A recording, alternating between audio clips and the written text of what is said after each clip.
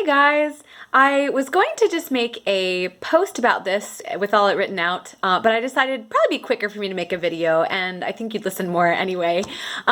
So I just wanted to, first of all, encourage you to make sure you're using my answer keys that I'm providing for worksheets properly. Use them as tools. Don't use them for copying because you're only going to hurt yourself. Honestly, okay? And second of all, I'm here to support you with Zoom sessions and other resources like the Zoom session we're going to have today. But the learning that you achieve in this class is actually very, very much on your own. And, you know, some of that is because we're on this online format. But even in my own class, you're learning, you take responsibility for your learning, okay? And I know it's difficult, but honestly, this format is really great and realistic for how it feels like to practice the discipline of independent learning in college. You'll have to do that often in college, okay? It also helps you improve your organizational skills and to practice your academic honesty, which is very, very important.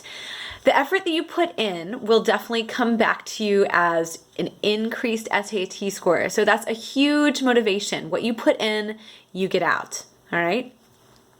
I did all my learning for the SAT on my own. I didn't have a teacher or anything, so I kind of just wanted to share with you my personal story with it. So when I first took the SAT, I kind of went in and just took it. You know, I got an unsatisfactory score for the scholarship that I needed. I had a half tuition scholarship on the line. I'm wearing my York College hoodie just to kind of, you know, purposefully show that, but I was trying to get this half tuition scholarship and they required a certain SAT score for that. And I did not meet it my first time. And I was really bummed. So I studied super hard. And the next time I took it, I got above what I needed and I got my half tuition scholarship. So literally my pressure was tens of thousands of dollars. And I know some of you are facing that same thing. And honestly, I think that actually makes me a better teacher for you guys because I didn't get my score the first time and I know how to improve it. And that's what this class is all about.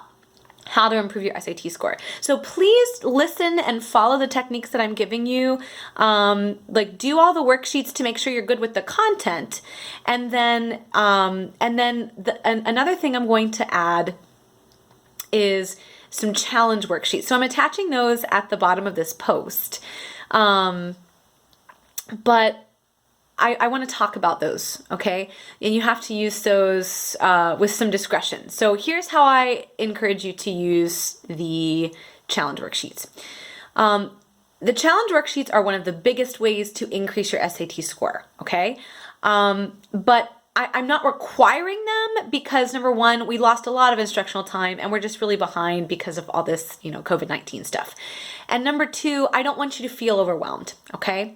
So if you had a pre-test score for me below average, so 527 is the national average as I kind of individually messaged all of you. If you had significantly below that, I wouldn't really encourage you to try many challenge worksheets because because honestly, without me, you'll probably be frustrated with it. If I was in class to help you, you could get through it, I'm sure. But I don't want you to feel incredibly frustrated with the challenge worksheets.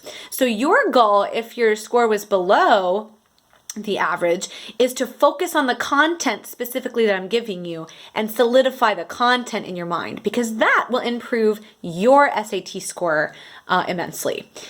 Now, if you were close, maybe slightly below, okay, the average or above the average, you should definitely try these challenge worksheets, okay? This is what's going to help you improve your SAT score. Because if you just do the content, you're probably pretty decent with the content that I'm giving each day. You're like, oh yeah, I vaguely remember that. I just needed a refresher. If that's your scenario, you need to try harder problems so that you can achieve a higher SAT score, right? So these challenge packets that I'm attaching are only the difficult problems, okay? So they're gonna be hard, but I'm also attaching my answer key with them to help you out. So if you are working through one of the worksheets and you can't seem to understand them even with my answer key, feel free to reach out to me and ask me a question. Also, if you would like to substitute a challenge worksheet in place of one of the assignments that I give, because maybe you're like, oh yeah, I'm really great with quadratic and factoring, like I'm good with that, I don't really need extra help on that, I'd rather do a challenge worksheet. Please let me know. I would love for you to do that. I want you to take ownership of your learning. That's what's really going to help you improve your SAT score. So feel free to substitute that in, but let me know, okay? The other thing I wanted to share with you is a student story from my SAT class.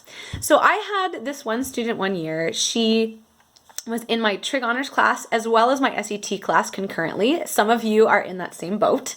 And she took my SAT pretest and got a 560 on the pretest. Now, it is above average. It's not the most incredible score ever, but it's a good score.